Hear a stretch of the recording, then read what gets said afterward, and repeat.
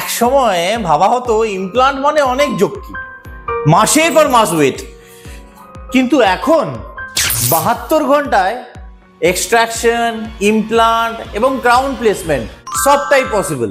White জোনে dental implants মানে super fast and super smart. First step CBCT scan.